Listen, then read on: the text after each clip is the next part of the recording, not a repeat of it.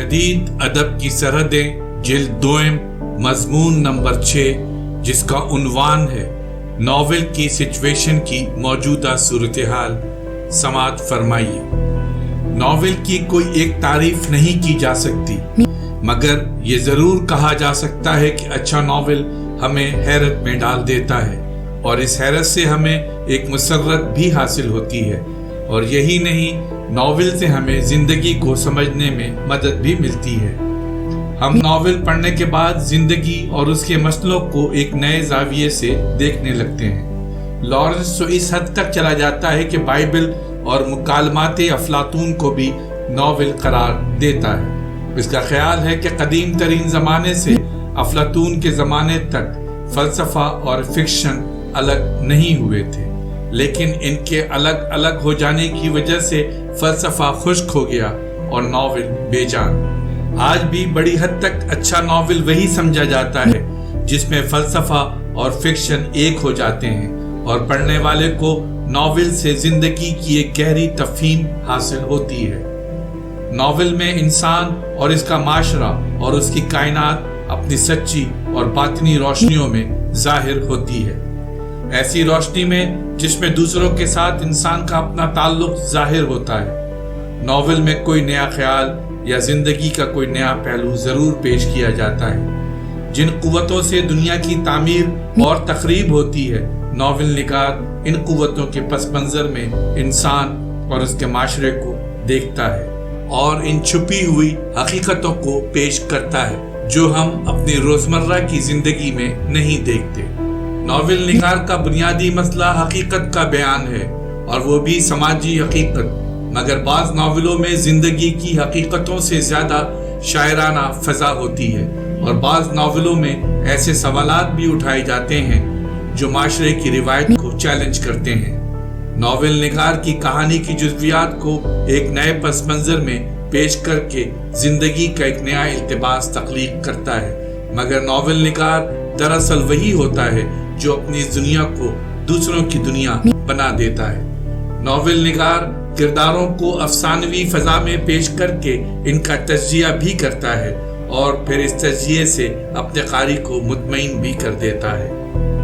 Novel کی مقبولیت کا ایک سبب یہ بھی ہے کہ ناول میں کہانی سے پڑھنے والے کو جو مسرت ملتی ہے، اس میں وہ دلچسپی بھی شامل ہو جاتی ہے جو اسے اپنے معاشرے سے ہوتی ہے۔ اگر ہم مجموعی طور پر ناولوں کا جائزہ لیں تو پتہ چلتا ہے کہ ناول کے لیے 6-7 باتوں کا ہونا ضروری ہے۔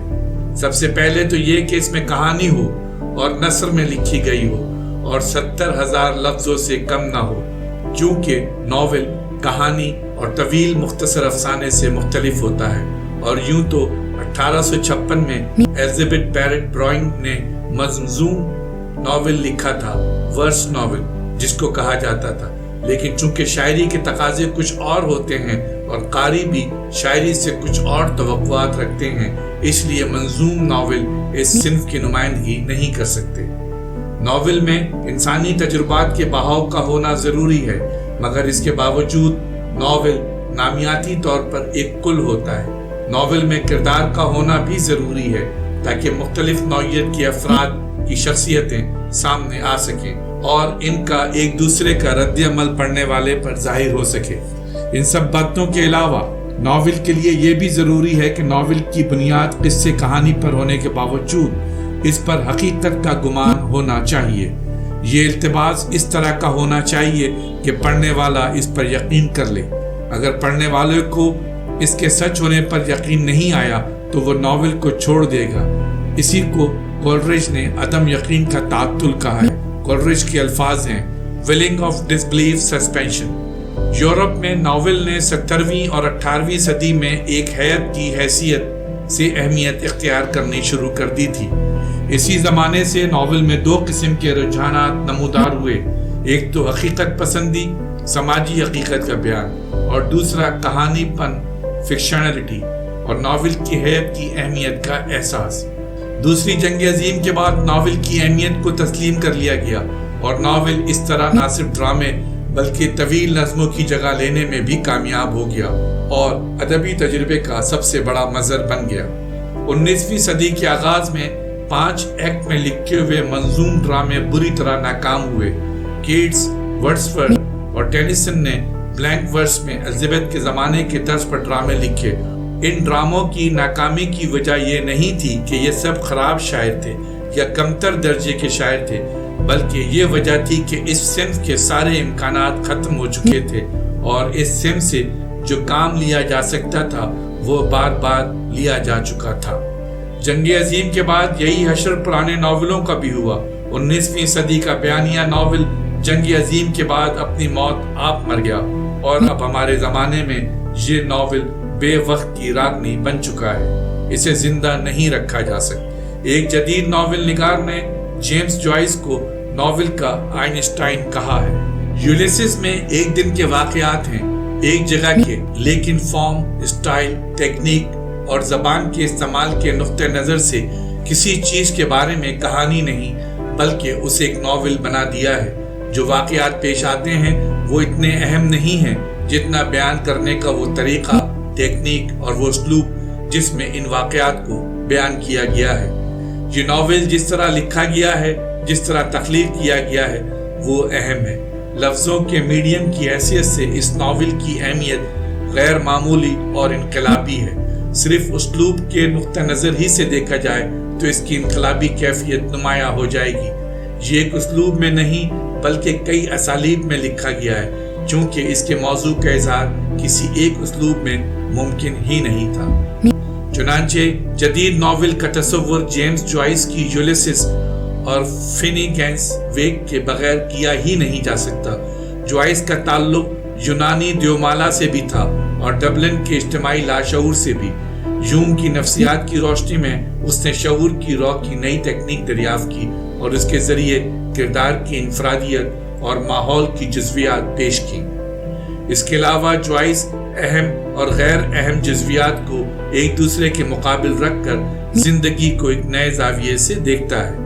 جوائس کے ناولوں کا یہ اثر ہوا ہے کہ ناول نگار کہانی سناتے وقت کرداروں کے بارے میں مسلسل انداز بیان اختیار نہیں کرتے بلکہ وقت کے چھوٹے چھوٹے ٹکڑوں میں منقسم تجربوں کو دکھاتے ہیں اور ٹکڑوں کو وقت کے تسلسل سے نہیں جوڑتے بلکہ علامتوں اور تمثیلوں کے تکرار سے جوڑتے ہیں۔ بعض ناول تو ایسے بھی لکھے گئے ہیں کہ ان کی زبان خوابوں میں ایجاد کی ہوئی معلوم ہوتی ہے۔ جیمز جوائس کے ناولوں کے بعد سب سے بڑی تبدیلی کافکا کے فکشن میں نظر آتی ہے۔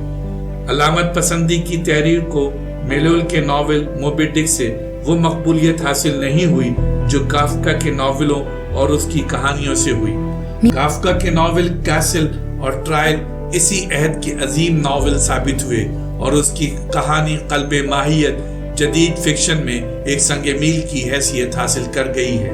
ممتاز شیریں کافکا کے بارے میں لکھتی ہیں، یہ آسٹریلین ناول نگار رمزیت کو بہت آگے لے گیا ہے۔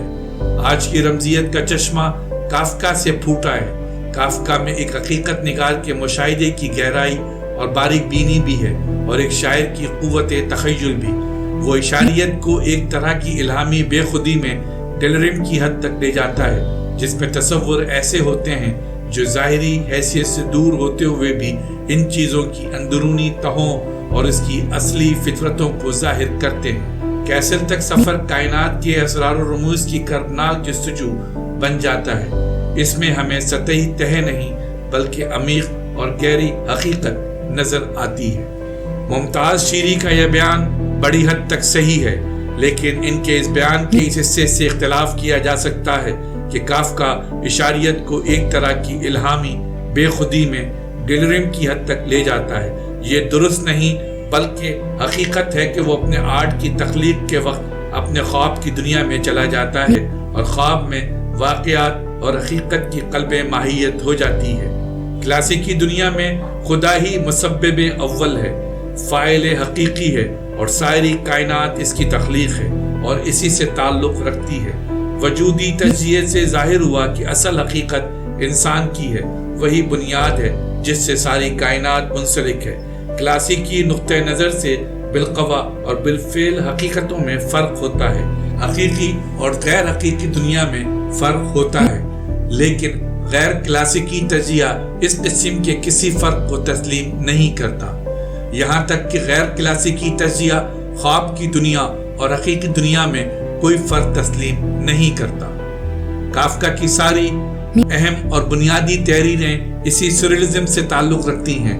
سریلسٹ دنیا میں حقیقی اور غیر حقیقی دنیا میں کوئی فرق نہیں ہوتا۔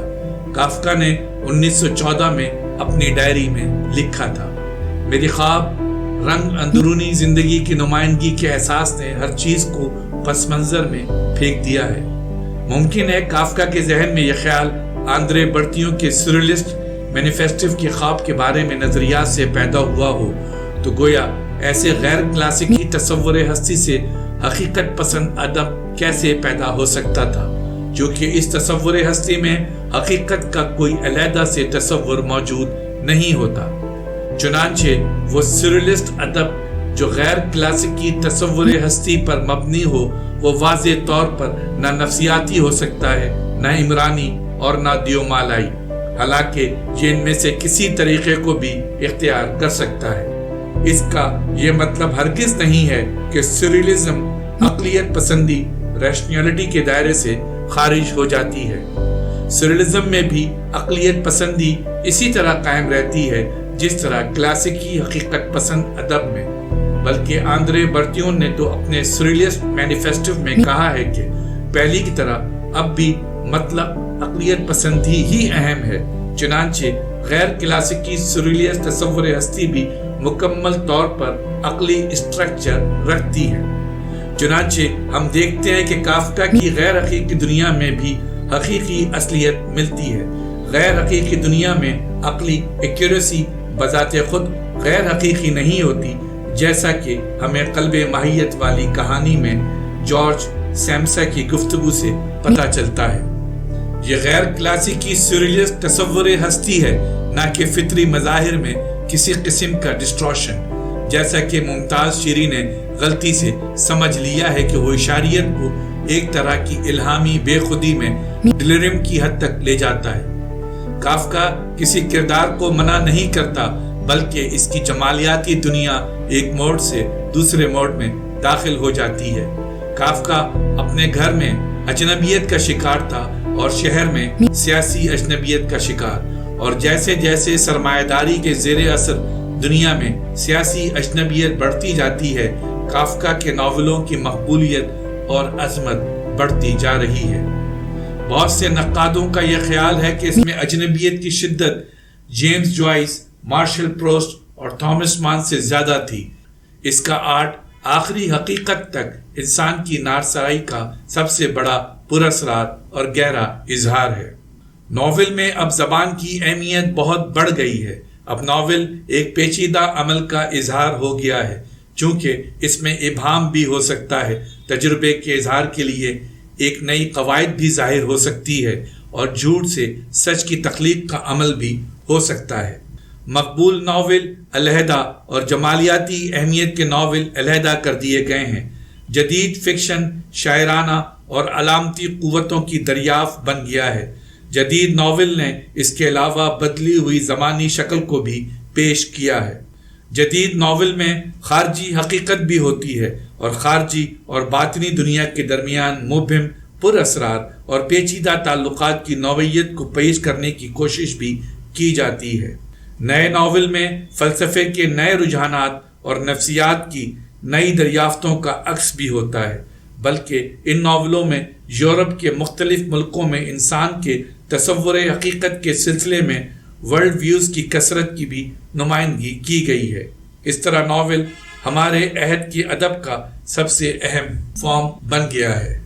آج ناول کئی قسم کے سوالات سے دوچار ہے۔ ان میں سے ایک مسئلہ یہ ہے کہ وقتی مسئلوں کو ناول میں کہاں تک اہمیت دی جائے۔ بعض اہم نقادوں کا یہ خیال ہے کہ فارم پر ضرورت سے زیادہ زور دینا اور وقتی مسئلوں کو نظر انداز کرنا ناول کے لیے برا شگون ثابت ہو سکتا ہے۔ ان کے خیال میں فکشن کو صرف اسی سمت میں آگے بڑھنا چاہیے جسے ناول نگار حقیقت قرار دیتا ہے۔ جدید ناول کو ورثے میں دو رجحانات ملے ہیں۔ ایک تو 19ویں صدی کے ناول کی حقیقت پسندانہ جمالیات، یعنی ایسی جمالیات جو فکشن میں حوالے اور تاریخی اظہار کی اہمیت کو تسلیم کرتی ہے اور اپنا اظہار प्लॉट और किरदार की सूरत में करती है। दूसरी जमालियात इस सदी की जदीदियत पसंद मॉडर्निस्ट जमालियात है जो अपना इजहार हैयत और देवमाला में करती है। इस मॉडर्निस्ट नावल में कंपोजिशन और नावल का अहम अहमियत रखता है। आज नावल निगार के सामने मुख्तलिफ रास्ते हैं जो मुख्तलिफ समतों में जा रहे हैं, एक किस्सापन फिक्शनलिटी की तरफ।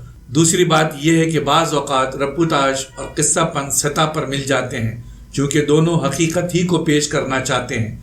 नावल कहानी को तरतीब भी देता है, किसी वाक़े की रिपोर्ट भी पेश करता है और वाक़यात को सांचे में ढालने के लिए टेक्निक भी ईजाद करता है।